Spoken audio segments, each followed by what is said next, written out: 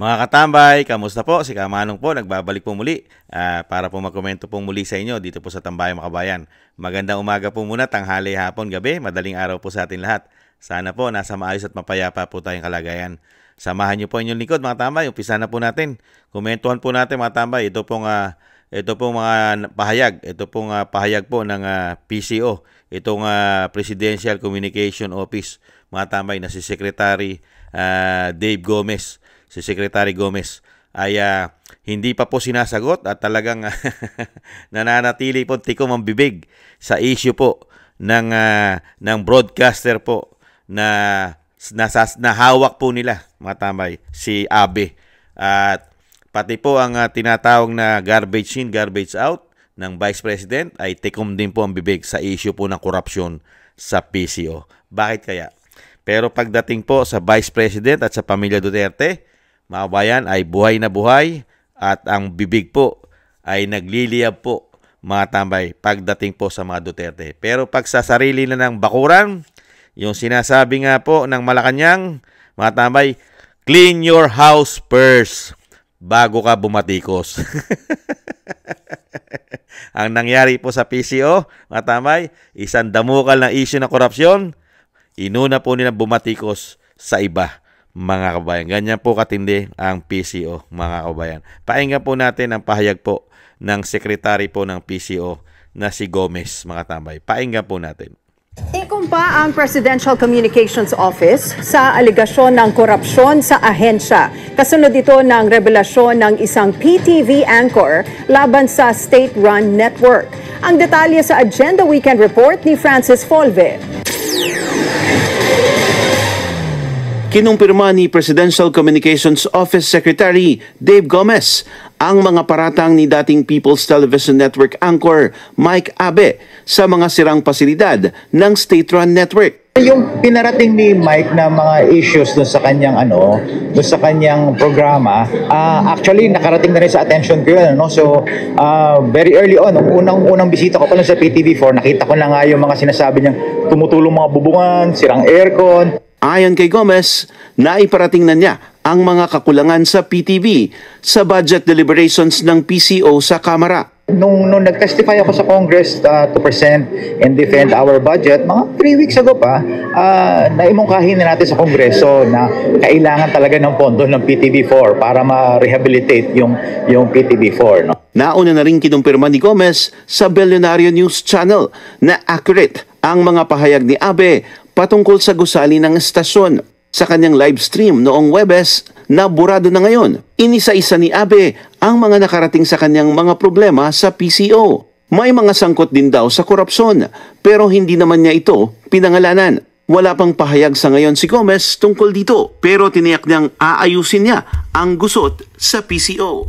Para sa Agenda Weekend, Frank. Siyempre po, paano pa papangalanan yung korupsyon, mga tambay? Mahirap pangalanan po yun, di ba? Kaya nga po yung sinasabi ng Pangulo, paano nangyari? Bakit nagkaganito? Bakit nagkaganito? Lumaganap ang korupsyon. Kaya nga nagtatanong si BBM, bakit nagkaganito ang korupsyon? Mismo pati po sa Presidential Communication Office ay grabe rin ang korupsyon. Bakit kaya? Bakit? Dahil kaya weak ang Pangulo. Kaya halos lahat po sila ay open magnakaw dahil ang Pangulo po ay weak daw, mahina, kayang-kaya lang bilugin ang ulo. At syempre, ang sinasabi pang isa ng mga kababayan natin, mga kababayan, ang Pangulo ay numero 1 din daw po umanong magnanakaw. Totoo po ba yun? Nagtatanong lang po si Kamanong. At ito naman po ang sinasabi ni Mike Abe, mga tambay, kung ano nangyari sa kanya. Sinibak daw siya. Hindi na raw po pinayagan yung kanyang programa. Kaya po siya ay nagsalita, mga tambay. Dahil una-una, yung kanyang programa raw ay hindi nagugustuhan ng PTV4 at ng PCO, mga tambay. Ito po ang pahayag ni Mike Abe, mga kabayan. Pakinggan po natin siya. Itong si Saldico, siyempre hindi na po ako pinayagan at madali sabi, umalis na po ako sa PTV4, People's Television, Office of the President, at IBC 13 kasama ng ang Radyo Pilipinas under ng Presidential Communication Office. Si PCO Secretary Dave Gomez po ang ayaw na or nagpatigil, ang tamang nagpatigil, ayaw niya sa Mike Abinay. Dahil sabi, yung PCO Office of the President na si Acting Secretary Dave Gomez ang dahilan po kung bakit hindi na ninyo ako mapapanood sa Channel 4. Ayaw niya yung aking pagsasabi ng totoo. Ayaw niya yung aking format kung paano ko ini-expose ang mga problema ng ating bansa. Yun po ang totoo. Okay?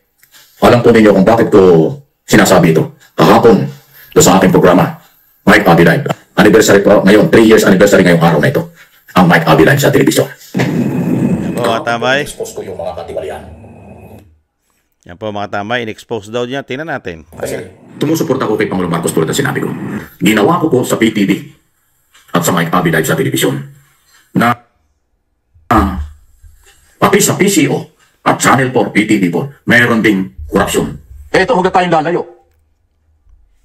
Ganun ho talaga kasi na kumarating.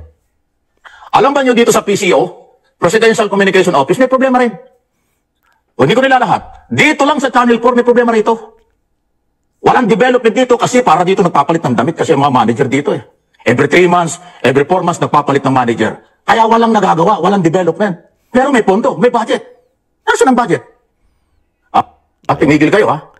Yan po mga tambay. Yan po. Napakinggan na po natin yan mga tambay. Yung mga pahayag na yan. At may budget at may pondo. Totoo naman. Kaya lalaki nga ng budget ng PCO eh. Malaki pa nga sa budget ng Office of the Vice President yan eh. Yung hinihingi nga nilang budget ngayon ay mahigit 900 million. Mga tambay, ang PCO, mga tambay. Yan ang hinihingi niyan. Eh taon-taon po may budget yan. Sa 3 taon nilang panunungkulan. Ang lalaki po ng budget yan. Pero saan po napupunta yon? Eh yung sinasabi nga nito, yung sinasabi po nito, kaya po pala nanggalaitin mga tambay. At talagang binuhos na po ang galit. Pati po ang mga pagnanakaw po sa PCO ay dinamay niya na po. Pero nung hindi po siya tinatanggal, at nung hindi po tinatanggal ang programa niya, at hindi po binabatikos ng PCO ang kanyang programa, ay nananatili po tikom ang bibig ni Mike Abbe sa korupsyon sa PCO. Yun po ang katotohanan. Real talk po yun. Nakita niyo po, nag-anniversary daw po siya sa PTV4. 3 taon po siya ron, nag-anniversary, bago po siya umalis dahil yung programa niya ay hindi na po ipagpapatuloy ng PTV4. Ayon po dito po sa PCO. Sinibak na po ang kanyang programa dahil ayaw po ng PCO na expose daw po yung korupsyon ng gobyerno, mga kabayan. Bakit mo nga na may expose yung korupsyon? Eh yung tagapagsalita ng yung garbage in, garbage out, eh puro po pagpapapuri. Lagi pong pinupuri ng garbage in, garbage out ang napakagandang ginagawa ng gobyerno. Tapos ikaw mismo, ibubunyag mo yung korupsyon ng gobyerno. Di po ba? Sa tingin mo, magugustuhan ng PCO at ng Malacanang yung sinasabi mo na ibubunyag mo ang anomalya ng gobyerno? Eh talagang hindi kayo makakasundo ng PCO. Di ba? Unang-una, yung USEC. Paano kayo makakasundo ng USEC? Eh lahat ng pahayag niya magaling ang pagpapatakbo ng gobyerno sa panunungkulan ng tinatawag ng weak leader ng bansa na umaamin na laganap at talamak ang korupsyon sa kanyang liderato. Di ba? At never namang ginawa at sinabi po yan ng isang garbage in, garbage out. Hindi po gagawin yan. Kahit po talamak ang korupsyon sa ating bansa, hindi po binabatikos ni USEC yan. Mga kabayan, ang binabatikos po nila ng PCO ay ang mga Duterte, ang Vice President. Hindi po ba? Kaya dito mga tambay, kaya po pala nagsalita, di ba? Kaya nagsalita si Mike Abbe dahil nga po nanganib po kasi yung kanyang programa. Dahil nga po hindi po kinatigan ng PCO at ng Malacanang yung kanyang idea na magpakalat at magbunyag ng korupsyon ng gobyerno. Kaya po pala nanggalaiti na ito. At syempre po, nandamay na. nandamay na. Ibinunyag na po yung korupsyon ng PCO. Ulitin po natin mga tambay. Ulitin natin, di ba? Kaya binunyag ang korupsyon ng PCO dahil po siya ay hindi nakakuha ng malaking pabor yung kanyang programa. Hindi po ba? Hindi na ipagpapatuloy ang kanyang programa. Masisibak na. Pero, ang realidad, 3 taong ka na nanunungkulan nung tuloy-tuloy ang pakinabang mo sa PTV4 at tuloy-tuloy ang pakinabang mo, Mike Abe, sa PCO dahil diyan ka kumikita, hindi mo nakita yan, korupsyon na yan. Totoo o hindi? Real talk. Nakita mo ba yan, Mike Abe, at sinabi mo ba sa taong bayan yung sinabi mo noong isang araw na talamak ang korupsyon sa PCO? Sige nga, kailan mo lang sinabi yan? Nung magkaproblema ka na ang iyong programa. Nung magkaproblema na ang programa mo sa PTV4. Ikaw na rin mismo nagsabi sa pahayag mo na talagang hindi ka na nila kailangan at lalong-lalo ang iyong programa. Di po ba? Kaya sa galit mo, samantalang ikaw ay nananatiling tahimik ng 3 taon sa korupsyon ng PCO, wala kang binabalita kay Juan de la Cruz, ngayon ay nagbabalita ka na. Talagang ibang klase ka. Ganyan din ang ginawa mo sa SMNI. Parehas na parehas. Hindi po ba? Nung may nakita ka na sinasabi mo hindi mo gusto, binanatan mo ng binanatan ang SMNI. Ngayon naman, ang binabanatan mo naman ang PCO. Nasagana-sagana sila sa korupsyon umano. Kaya nga hindi ka sinasagot ngayon ng sekretary si Dave Gomez.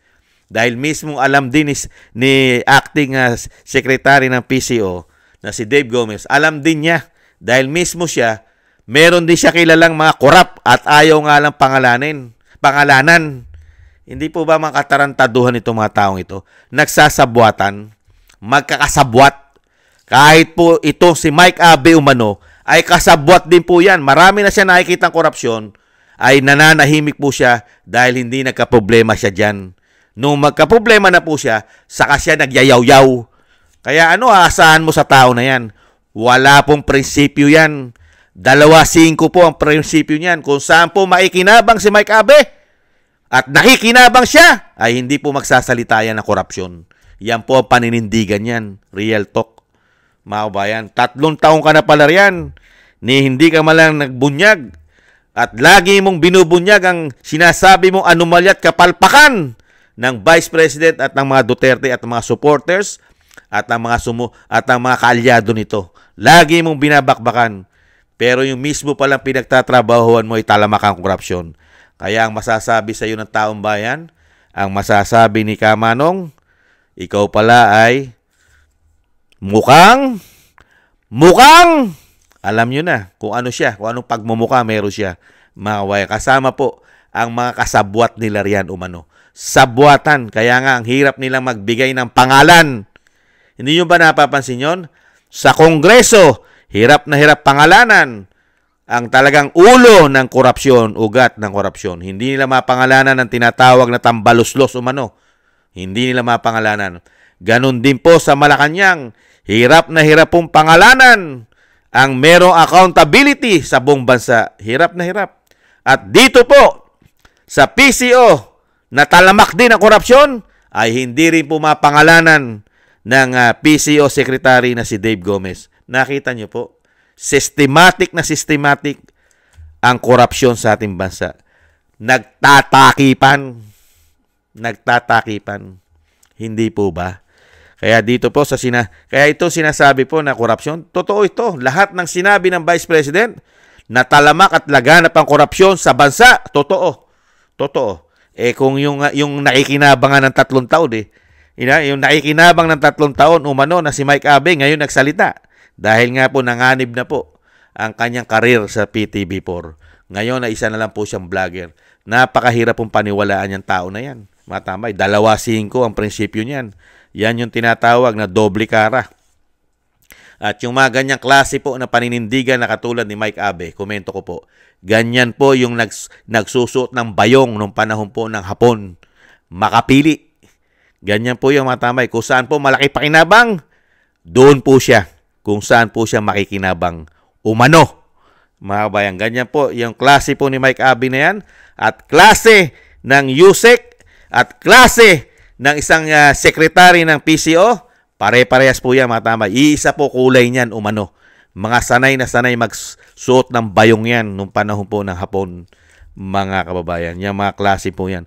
Mahusay po ang mga paninindigan niya at prinsipyo sa bayan. Basta po kumikinang. Kumikinang, mga tambay. Basta may kumikinang. At syempre po, yung sinasabi pong maraming tao. Maraming tao ang papel.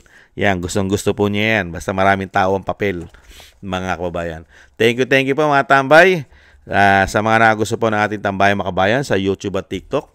At ganun din po sa mga subscribers po natin. Maraming salamat po sa inyo, mga kababayan. Mabuhay po kayo. At ganun din po sa mga patuloy po nagsusubscribe sa inyong lingkod.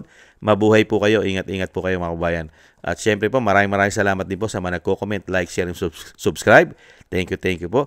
At thank you rin po sa mga nagbibigay po ng tulong sa inyo pong lingkod. Maraming salamat po. Shoutout po sa inyong lahat. Shoutout po kay Ma'am Nancy, kay Tatay Nick ng Canada, Gay at Siena, Norma Garcia, Michelle Yamaguchi Vlog, Rosalina RK Team 888, Wills Bubbles 5697, si Arpel Villacorta, Chodorico Erguisa Jr., Ani Joe, ako si Pilam, Joe Bilin Watanabe ng Japan, si Jem Aris ng United Arab Emirates, Julieta Celona ng Sydney, Australia, Gina Ray Solidides ng Berlin, Germany, Jake Yahoo 4531 ng Maisog, California, USA, Eric Hershio ng Canada, Kingston 123 ng Hong Kong, si Bay Chichiyoko, si Ma'am LB at Sir Manny ng North Miami, Florida, USA. Thank you po sa inyo mga kabayan. Ingat-ingat po kayo at lalo-lalo po sa inyo po mga paggawa. At syempre po mga tambay, yung dasal muli po akong lumalapit sa inyo mga tambay na magkaisa po tayo, na isama po natin sa ating mga dasal at panalangin na maingatan po ang pamilya Duterte, ang ating Vice President, maingatan po. Ganun din po ang dating Pangulong Duterte, maingatan po at mailayo po sila sa kapahamakan at madugtungan pa po ang kanilang buhay at kalakasan at makabalik po sa lalong mabilis ang ating dating Pangulong Duterte. Thank you po sa mga dasal, mga kababayan. At ganun din po mga kababayan, tayo po ay mag-ingat at magdasal na maingatan po ang ating buong sambahanan. Siyempre po, tayo rin po ay maingatan. Thank you po mga kababayan. Sa muli, paalam, ingat po tayo. Bye-bye.